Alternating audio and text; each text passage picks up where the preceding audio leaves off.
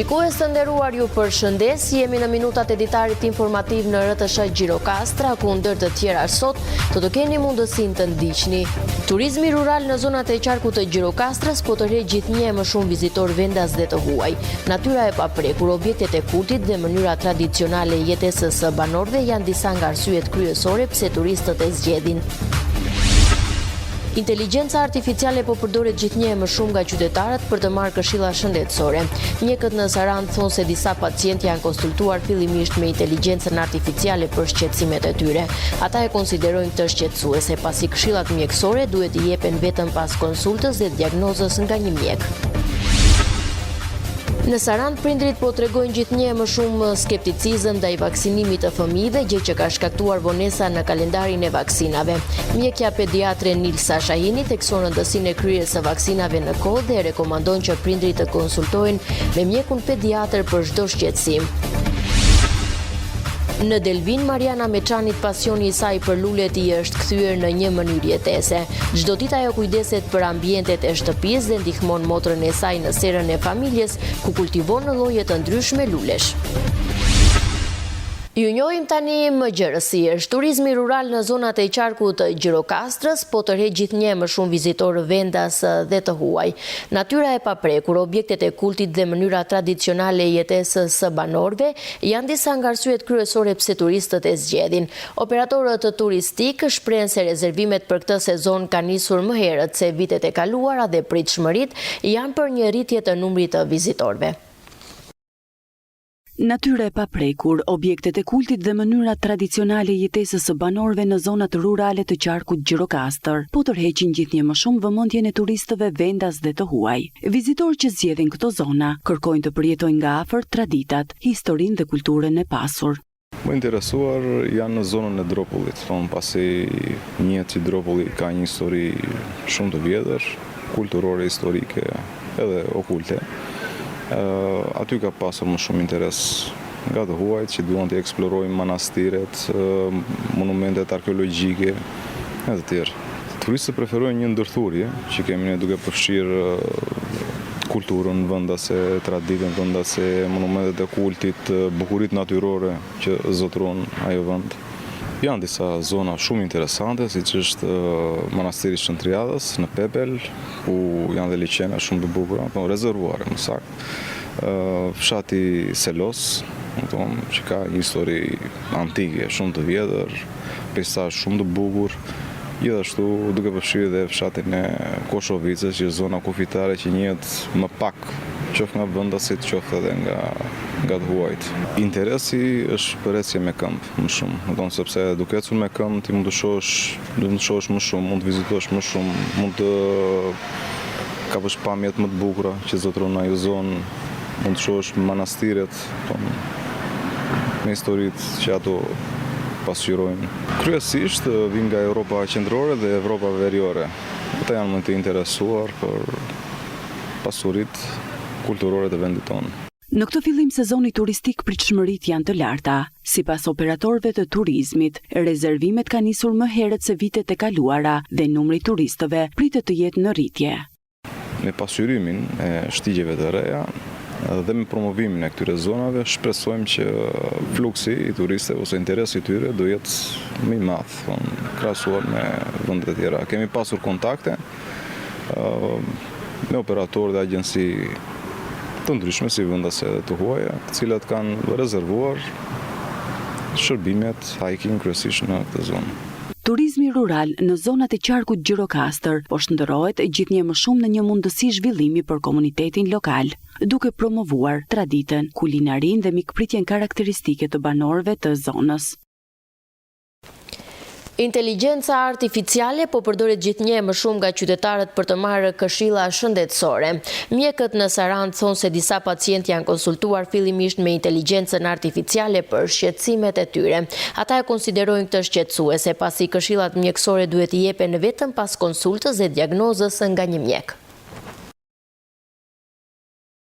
Inteligjenca artificiale po përdoret gjithnjë më shumë nga qytetarët edhe për të marrë këshilla shëndetësore. Në Sarandë, mjekët e spitalit kanë vënë re se disa pacientë janë konsultuar fillimisht me inteligjencën artificiale për probleme të ndryshme shëndetësore, përpara se të drejtohen tek një profesionist i mjekësisë. Sipas tyre, kjo tregon se teknologjia po bëhet pjesë e përditshme e jetës së njerëzve. Bluzat e bardha shprehen se ky fenomen është disi i shqetësues, pasi inteligjenca artificiale nuk mund të jap këshilla të sakta mjekësore, pa një konsult të drejt për drejt me mjekull dhe pa një diagnozë të qartë.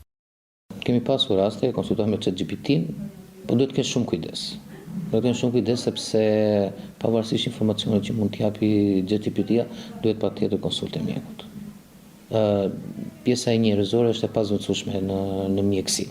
Duhet patjetër të konsultojnë me mjekun sepse ata nuk kanë kapacitetin e dur dhe informacionin e dur që të kuptojnë ato që ju thuhet nga interneti dhe shpeshherë mund t'i krijojë panik. Ata theksojnë se informacioni që mund të merret nga teknologjia është i përgjithshëm dhe nuk zëvendëson vlerësimin profesional të një mjeku. Sipas bluzave të bardha, përdorimi i inteligjencës artificiale nuk kufizohet vetëm tek të rinjt, por po përdoret nga persona të moshave të ndryshme. Dhe moshat mesatare, më thënë, përveç moshave të thyera që nuk se kanë shumë aksesi në internet, moshat e reja dhe moshat e mesme e përdorin. Fatmirësisht për momentin nuk është masiv, por ka raste që përdorin dhe vinë me problematika të ndryshme sepse thonë kemi konsultuar me ChatGPT-n dhe na ka thënë këtë gjë po jemi bërë më keq. Mjekët rekomandojnë që për çdo shqetësim shëndetësor qytetarët të paraqiten pranë mjekut të familjes në mënyrë që të marrin këshillat dhe trajtimin e duhur. Në Sarandë, prindrit po tregojnë gjithnjë më shumë skepticizëm ndaj vaksinimit të fëmijëve, gjë që ka shkaktuar vonesa në kalendarin e vaksinave. Mjekja pediatre Nilsa Shahini thekson rëndësinë e kryerjes së vaksinës në kohë dhe rekomandon që prindrit të konsultohen me mjekun pediatër për çdo shqetësim në mënyrë që fëmijët të jenë të mbrojtur nga sëmundjet. Në Sarandë, gjithnjë më shumë prindrit po shfaqin skepticizëm ndaj vaksinimit të fëmijëve. Kjo ka sjellë vonesa në ndjekjen e kalendarit të vaksinave, i cili parashikon kryerjen e tyre në periudha të caktuara për mbrojtjen e shëndetit të fëmijëve. Mjekja pediatre Nilsa Shahini shpreh se hezitimi i prindërve nuk duhet të ndikojë në moskryerjen e vaksinave. Ajo thekson se vaksinimi është një hap i rëndësishëm për parandalimin e sëmundjeve tek fëmijët. Për çdo paqartësi apo shqetësim, ajo rekomandon konsultimin me mjekun pediatër të familjes. Ka shumë vonesa. Domethënë, vaksinat që janë të 1 vjeçarit, e shtyn 3 vjeç, 4 vjeç, ka shumë tani i vonojnë shumë. Si kalendar nuk është se zbatohet sipas kohës. Si në çdo vend tjetër, siç është bërë ky trend, nëse mund ta quaj trend, po, janë gjithmonë më tepër skeptik. Unë rekomandoj që të vazhdojnë në programin e vaksinimit edhe të sigurisht të konsultohen edhe me mjekun e familjes, sepse këtu ekziston edhe qendra shëndetësore ku është mjeku pediatër i familjes, dhe që ndjek edhe te pjesa e konsultorit. Gjithmonë të rekomandohen, më thënë, ndjekje me mjekun pediatër. Shahini nënvizon se kryerja në kohë e vaksinave është thelbësore për mbrojtjen e shëndetit të fëmijëve dhe për parandalimin e përhapjes së sëmundjeve në komunitet. Për këtë arsye, ajo u bën thirrje prindërve të mos neglizhojnë vaksinimin. Është shumë e rëndësishme sepse rrit shkallën e rasteve, incidentëve, në rasteve të reja që paraqiten me infeksione, për shembull, siç është rasti që përshtohen nga fruthi, megjithëse në Sarandë nuk ka patur ende evidenca që të ketë raste të tilla, por ndaj është e rëndësishme sepse rrit rastet, por akoma më rëndësishme është komplikacionet që mund na vinë nga këto infeksione. Prandaj është shumë e rëndësishme pjesa e vaksinimit. Unë e kuptoj prindin që është skeptik për komplikacionet nga vaksina, duke patur parasysh të gjitha teoritë, hipotezat, informacionet që marrin nga shumë anë, nga interneti, nga televizioni etj. Por ndaj është e rëndësishme që pikë së pari të konsultohen me mjekun. Në këtë situatë, specialistët theksojnë se informimi i saktë dhe komunikimi i vazhdueshëm mes prindërve dhe mjekëve është shumë i rëndësishëm. Vetëm përmes këshillave me profesionistët e shëndetësisë mund të merren vendime të sigurta që garantojnë mirëqenien dhe zhvillimin e shëndetshëm të fëmijëve. Dy shkollat e bashkuara në Dropull kanë siguruar stafin pedagogjik përkatës për lëndët që zhvillohen në gjuhën amtare greke. Sipas ligjit përkatës dhe udhëzimeve të Ministrisë Arsimit, në ciklin e lartë të arsimit të detyrueshëm 60% e lëndëve zhvillohen në gjuhën greke. Ishin muajt tetor dhe nëntor të vitit 1991, kur mësuesit e nxënësit e shkollave të minoritetit etnik grek kaluan në grevë të përgjithshme, duke kërkuar nga qeveria asaj periudhe kohore që për ciklin e lartë të shkollës 8 vjeçare mësimit të zhvillohej në gjuhën amtare greke. Pas përpjekjeve të shumta, qeveria shqiptare vendosi që 60% e lëndëve, kryesisht lëndë shoqërore, të zhvillohen në gjuhën greke. Mirë po, gjatë viteve të fundit në shkollat që janë varësi institucionale nga zyra vendore Finik Dropull, janë evidentuar raste të mungesës së ansimtarëve për lëndët që zhvillohen në gjuhën greke.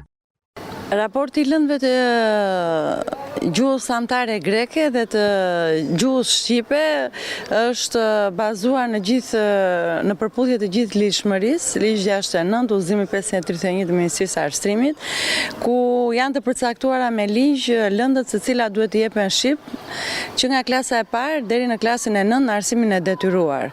Nga klasa e parë deri në klasën e 5 gjitha lëndët bëhen në gjuhën amtare, përveç se lëndës së gjuhës angleze dhe lëndës së gjuhës shqipe. Pastaj raporti ndryshon duke filluar nga klasa e 6 deri në pranam U, deri në klasën e 9, duke u bërë lëndët shoqërore në gjuhën greke, në gjuhën amtare, ndërsa lëndët e shkencave natyrore bëhen në gjuhën shqipe. E vetmja lëndë e cila bëhet nga lëndët shkencore, që është biologjia, bëhet në gjuhën amtare sipas gjithë udhëzimeve të ministrisë. Deri tani lëndët janë bërë konfort të gjitha ligjeve, nuk kemi asnjë ndryshim kalim pra nga gjuha greke në gjuhën shqipe të lëndëve. Mësuesit që japin mësim janë mësues brenda profilit dhe janë mësues të cilët zotrojnë gjuhën greke. Konkretisht në lëndën e biologjisë, klasës 6, 7, 8, 9, mësuesja është minoritare, zotron gjuhën greke dhe është e profilit të biokimisë. Pra nuk kemi asnjë problem dhe asnjë shqetësim në lidhje me mësuesit që japin jashtë profilit lëndët caktuar në gjuhën amtare. Pothuajse njëjta situatë paraqitet edhe në shkollën tjetër të bashkuar në Bashkinë e Dropullit, atë të Buleratit. Raporti i zhvillimit të lëndëve në gjuhën greke në raport me lëndët në gjuhën shqipe është 60 në gjuhën greke dhe 20 në gjuhën shqipe në ciklin AMU. Në ciklin e mesëm të ullët, pra, që nga klasa 6 deri në klasën e 9. Për sa i përket mësuesve që japin lëndën në gjuhën greke, janë të gjithë mësues të profilit, në të gjitha lëndët që zhvillohen në gjuhën greke, sepse janë mësues me minoritar që vinë nga zonat e minoritetit etnik grek. Në shkollat e Dropullit, mësimi zhvillohet në klasa paralele, ato me nxënësit minoritar grek dhe ato me nxënës shqiptar.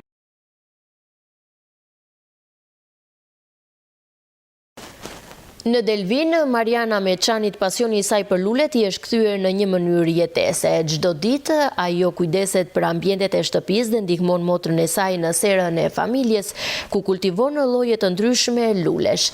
Për Marianën çdo lule është e veçantë dhe emocionet e saj janë të shumta sa herë merr dhurata lulesh nga të tjerët. Mariana Meçani nga Delvina ka një jetë që kujdeset për lulet. Dashurinë për to e ka ushqyer që në moshë të hershme. Përveç kujdesit për lulet në ambientet e shtëpisë, ajo i kushton një pjesë të madhe të kohës edhe duke ndihmuar motrën e saj, e cila ka një serë që kultivon lule të ndryshme. Lulet janë antistres. Të merresh me lulet nuk ka asgjë më të bukur. Është thjesht dashuri për to. Unë për veten time i dashuroj lulet. Jam pak e çmendur pas luleve. Edhe thjesht të vi këtu dhe relaksojmë këtu edhe ndihmoj pak motrën në kohën time të lirë. Lulet duan shumë kujdes, se duan vaditur, duan spërkatje, kanë dhe ato sekretet e tyre. Nuk janë thjesht që i mbjell edhe rriten. Në fund të ditës kur çelin edhe zbukurojnë çdo gjë, ja vlen. Në radhë të parë do ta duash, po se deshe nuk bëhet. Edhe kjo do ta duash, do atë kujdesin e saj, do të meresh, tu kushtosh vëmendje, rëndësi. E kam dashur këtë prej kohësh, unë jam marrë me baçerat në shtëpi, do thëna që banoj dhe këtu në fshat edhe me baçera. Çdo lule është e veçantë për të, edhe pse merret çdo ditë me to. Emocionet janë gjithmonë të shumta kur ajo merr lule nga të tjerët. Kam një mbesë 1 vjeçe, ishte gëzimi më i madh që më solli një orkide, ishte dashuri. Ajo ishte dhurata më e bukur e jetës time. Çdo lule ka rëndësinë e saj, nuk ka lule të veçantë. Të gjitha lulet kanë historinë e tyre, kanë vëmendjen e tyre, disa janë për në dimër, disa janë për tani në pranverë, disa të tjera lulëzojnë në verë. Çdo shtëpi do lulet, sa do punë të ketë, lodhje, lulet i duan.